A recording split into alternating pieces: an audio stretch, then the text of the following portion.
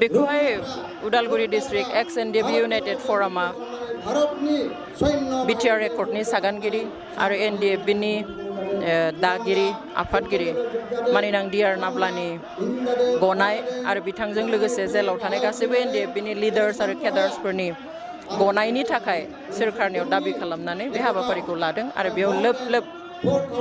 बर' रायजो राजा फैदों बेयाव गासैबो बर' हिसाबै फैदों सोरबा इउपिपिएल सोरबा बिपिएफ सोरबा कंग्रेस बिजेपि हिसाबै फैयाखै नाथाय एनडिएफबिआ थांनाय 34 बोसोर बर' हारिनि थाखाय मावनायलाय एनडिएफबिआ बिपिएफनि थाखाय सोमावसाराखैमोन एनडिएफबिआ इउपिपिएलनि थाखाय सोमावसाराखैमोन एनडिएफबिआ एबसुनि थाखाय सोमावसाराखैमोन बिथांमोना दुलाराय बर' हारिनि राजखान्थियारि मोनथायनि थाखाय दुखु खस्थ' लानानै सोमावसारनायनि थाखाय दिनै बर' रायजोआ बे सुक्तिनि उनाव जिहेतु बिथांमोनखौ हगाराखै सागानगिरि हिसाबै डिआर नाब्ला बिथांजों लोगोसे माखासेखौ हगाराखै बेनिखाय दिनै गासैबो गाबखांनायजों बेवहाय बर' हिसाबै लोब लोब फैदों बेखौ नुनानै जोंनि गोसोआबो गोजोनदों मोजां मोनदों आरो इयुन समफ्रावबो बेबादिनो बिथां माने दिदोम सान्थिखौ मोनागौ माने बर' रायजोआ जे ओंखारबाय थागोन नागारा बेखौ जों दिनै नुनो मोनदों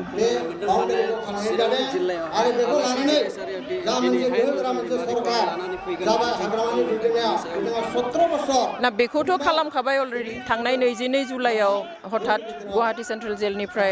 एपिबिएन 10 एपिबिएन केम्पआव स्पेसियेल जेल बानायनानै दोनहैबाय दिनै बिनि गेजेरजों सोरखारा सरल सहज बर' रायजो राजाखौ फोलानो नागिरदों जे रन्जन दैमारियाथ' जेलाव गैला दिनै अमुक गेस्ट हाउसाव लांबाय गाबोन लायनो काजलगावनि बड'लेण्ड गेस्ट हाउसाव लांसिगोन खिन्थु बे मोनसे खोथाखौ मिथिनाया मोजां बेखौ जेल हिसाबैसो डिक्लेयार होदों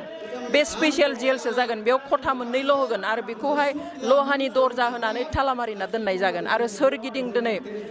16 फिटनिख्रुइबो गोजौ थिं होनानै बेयाव आरो थारनि सु होनानै दिनै वाल बानायनाय जादों थ' बेयाव लाबनायाव जों मा गोजोननांगौ दं आरो बर' रायजो राजायाथ' बिथांखौ जायगा सोलाय दोननो खावलायाखै सोरखारखौ बिथांखौ हगारनोसो दाबि खालामदों हगारनायखौसो लुबैदों दिनै बिथांमोननि संग्रामखौ जुदि सोरखारा सिक्रिटि होबायब्ला हाथियारजों सोमावसारनायनि उनावबो सिक्रिटि होनानैहाय पिस प्रसेस खालामनो सावरायनो थाखाय इन्टारलकेटर होबायब्ला बिनि उनाव बिथांमोनखौ हगारनो हायो मा दं बिथांमोननि डिमान्डआ पलिटिकेल डिमान्डमोन बिथांमोननि मुभमेन्टआ पलिटिकेल मुभमेन्टमोन बिथांमोननि क्राइमाबो पलिटिकेल क्राइम बेवहाय दिनै जि गोजोन सुक्ति बे गोजोन सुक्तिनि खुनु ओंथि गैया दिनै सोरबा सानै साथाम लिडारा बिटिआरआव गोजोन फैबाय होनबानो जाया दिनै आसाम सोरखारा बिटिआर सोरखारा बर' हारिनि गेजेराव गोजोन फैबाय होनब्लानो जाया बिथांमोना गामियाव फैदों साफ्रोमबो बर' रायजो राजाखौ सोंफैदों मिन्थिगोन अब्लाना गोजोन मोनदोंना मोनाखै मोनसे गोजोनथाव खौरां गोजोननि नोगोर क'क्राझाराव थानाय बाजार इन्डिया आरो एमआरएम हस्पिटाल साखाथियाव बड'लेण्ड थेरापिस्ट सेन्टाराव थुब्ला ब्रह्मआ गुबुन गुबुन रोखोमनि सानाय सुनाय गोनां सुबुंफोरनि थाखाय फाहामथाय होनाय जायो जेरै जान्जि सानाय हान्थु सानाय गोदोना सानाय आदै सानाय आफादावदै सानाय जानजि जरा सानाय खर' सानाय सिनस्रि जरा सानाय बैफोरबायदि सुबुंफोरनि सानायफोरखौ फाहामथाय होबोगासिनो दं सोरबाफोर बे बेरामाव गोग्लैनाय सुबुंफोरा बे खाबुखौ लानो हागोन गोबां मिन्थिनो थाखाय नैबे जानबुं नङाव फन खालाम 9974030738